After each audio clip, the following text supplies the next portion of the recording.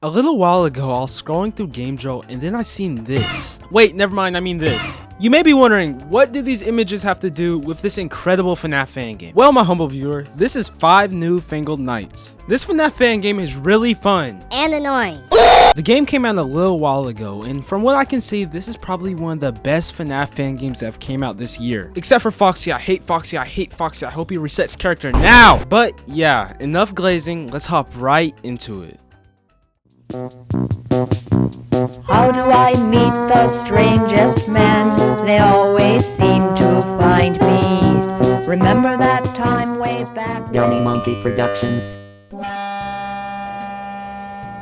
Beginning our game for the first time, we're greeted by a helpline poster. And because I'm very broke, I decided to take the job. But instead of loading straight into the game, we have to get through a cutscene first. Which I'ma skip till later because I'm way too lazy to cover this right now. Beginning night 1, I have to say, this game is beautiful in its own type of way. It's kinda like FNAF got transported into an old Disney cartoon. We have the typical kind of FNAF style office. One door that works and one door we cannot close. Oh, and we can tell our phone guy to shut up.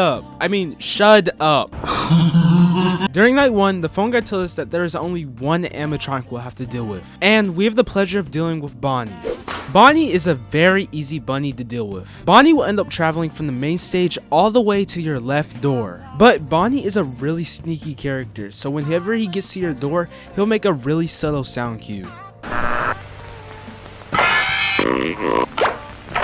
But that's basically all for night 1. I guess we gotta move on to the cutscene now. During this cutscene, we wake up as Cassidy. You know, the very vengeful spirit. And it seems that Cassidy was just unfortunately murdered. 10-year-old girl with Down syndrome who was taken from her mother and put in a cage.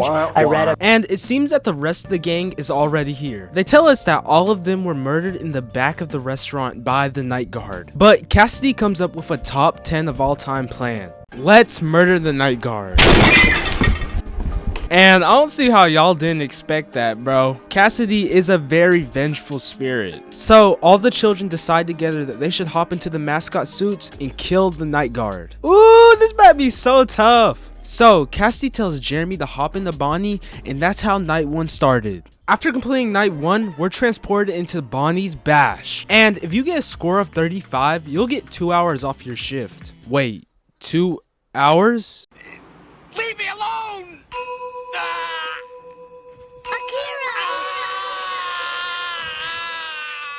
After getting a score of 59, we're able to move on to our next cutscene. Cassidy asks Jeremy how it went, and Jeremy kinda failed. So Cassidy decides that she needs backup. They ask Gabe, but Gabe's a little scared right now, so they end up asking Susie, and she obliges. Since Susie is in 2 pieces, she goes into 2 animatronics, Carl and Chica. And this sets up night 2.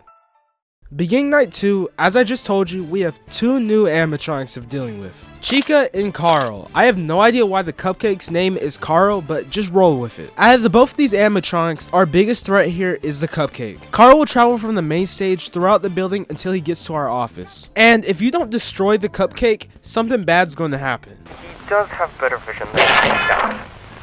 So, Yes, the cupcake takes control of your entire office. In addition of this, we have Chica to deal with. Chica by far is the easiest character to deal with in this game. Chica travels from the main stage all the way until she gets into your office. Whenever she gets there, do not close the door on her or she will kill you. Other than that, that's all for night 2. And since I got 2 hours off my shift, I got through this night pretty easily. After this, we're sent back into the minigame where I got a score of 67. And after completing this, we get another cutscene. Cassidy wants to know how Susie did. And Susie kinda failed as well.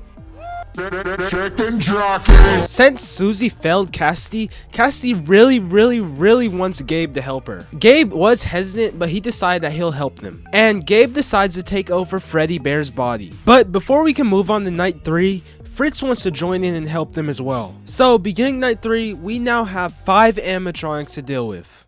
Night 3? That was easy! As I just told you, we have 2 new animatronics joining our bunch, Foxy and Freddy Bear. Wait! The only way this ends is for you to die. During night 3, Foxy is the second the easiest character to deal with. Throughout different moments in the night, you'll hear a train. you either.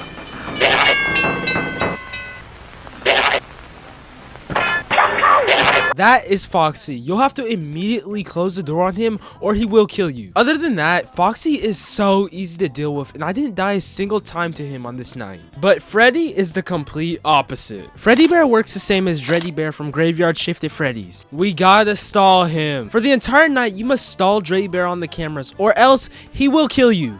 Please, Speed, I need this. This night is, how do I say this? Editing dummy here, what the freak was I saying? What the hell? But there's one way that you can protect yourself from Freddy. Whenever Freddy's on camera 6 or 7, Say that again? hit the power button on the cameras and they'll turn the entire lights off in the office. But that's pretty much all for night 3 and I got through this night relatively easily. After completing night 3, we can get our third cutscene of the game. During this cutscene, the children are talking about how they failed killing the night guard again. But then we see Fritz. Fritz is really mad that the door keeps getting in the way of him rushing down the hallway. So then somebody says something really revolutionary. Why didn't you try the other hall? Little did I know that this stupid suggestion would make me have a freaking seizure. Now that Fritz has discovered this information, Fritz has an entirely new plan. Fritz decides that he'll install the night guard for as long as he can and for the animatronics to keep doing what they're doing. And with this new information, we're able to move on to night 4. Beginning night 4, as I just told you, Foxy has an entirely new mechanic, making Foxy the highest priority in the entire game now. During this night, you'll have to keep checking on Foxy waiting for him to leave his camera. And whenever he does leave his camera, you have to find him, or else you will die immediately. I died on this night over 5 times. From nights 1 through 3, I'd been doing the same thing over and over again. But while getting to night 4, the entire mechanics have been changed. So if you play this game, expect to struggle a lot during night 4 and night 5. But that's basically all the new stuff that happens during night 4. After completing night 4, we're back in Bonnie's Bash.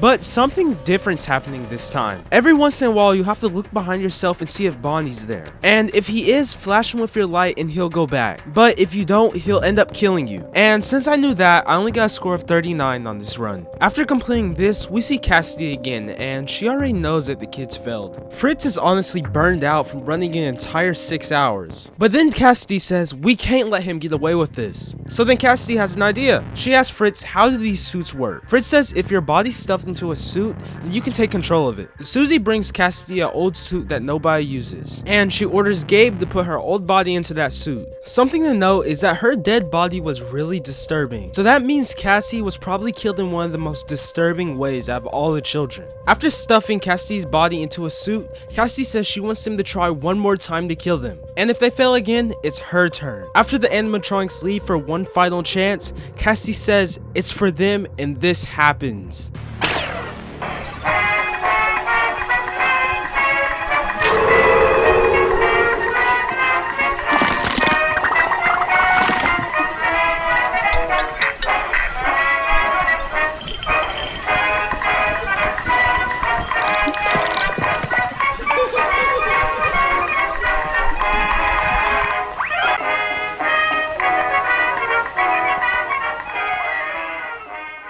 Night 5 has literally given me freaking mental problems. This night is so hard for no reason. This game!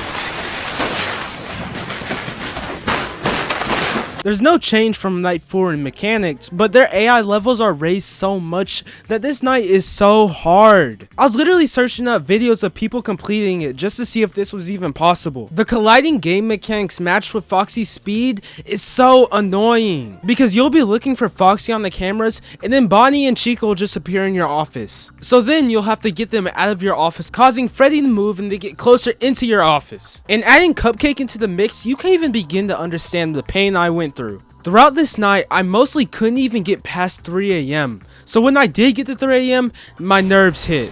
Whenever you get deep into a night like 4 or 3 AM, music will start playing in your headphones. This is basically a warning showing that you can't escape it and that you're about to finish this night. And this is when all my nerves end up kicking in. Throughout every hard FNAF fan game I've ever played, the only thing that really kills me in the end is nerves. So getting my nerves under control was the hardest priority for me. To think, 5 AM was the most stressful part of the night for me. Because Foxy ends up getting desperate. He ends up scrapping his entire old method and he just starts rushing to your door again.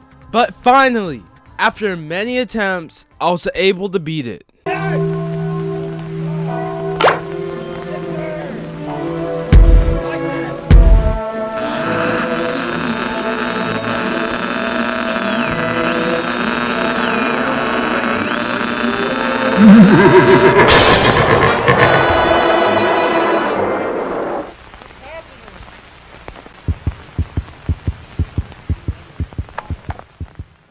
You may be wondering, what is happening? Well, my humble viewer, this is Yeller Bear's night. Since the children failed her again, she has literally taken control of our entire office. She literally put the game in full screen mode. Our friend Yellen Bear can do a few different things stated by the card. She can be anywhere. Keep a close eye on her. Don't let her get to the door. She'll take some power with her. If the portrait moves, hide. As you can see, Yellen Bear is very broken now. Something really cool that Yellen Bear can do is whenever you're staring at her on the cameras, her finger will come up and flip the camera. Very cool feature. One of Yellen Bear's attacks is the portrait attack. Whenever you're flipping up and down your cameras, Freddy's portrait will start to look a little crooked. When this happens, you can either turn your power off now, or you can turn your power off when Yellen Bear's in the portrait. Whenever this happens, all you have to do is turn off the power. But if Freddy Bear's running down the hall while this is happening, you're doing a 50-50 death gamble. Which brings me to Yellen Bear's other attack, Yellen's Dash. Throughout the night, Yellen Bear will either dash to your left door or your right door. The only way to stop this is by closing the door on her and making her slam into it. By the way, on this night, the right door actually has a lever. Something else cool to note is that Yellen Bear has actually destroyed our entire title screen as well. That's how powerful she is now. Two other cool features is that she's replaced our cupcake with her hat, and she can now eat us while we're trying to survive. This is an amazing final fight, but sadly, I had to cheese it because it was so hard. You know how it says you have to keep a close eye on her? Well, I discovered you don't even have to look at her. For the entire night, you can just sit in your office, and then whenever you hear her, just check the cameras. This will literally void every single other attack she can do, making this night so easy. So, after discovering this after dying a bunch of times, I finally beat it.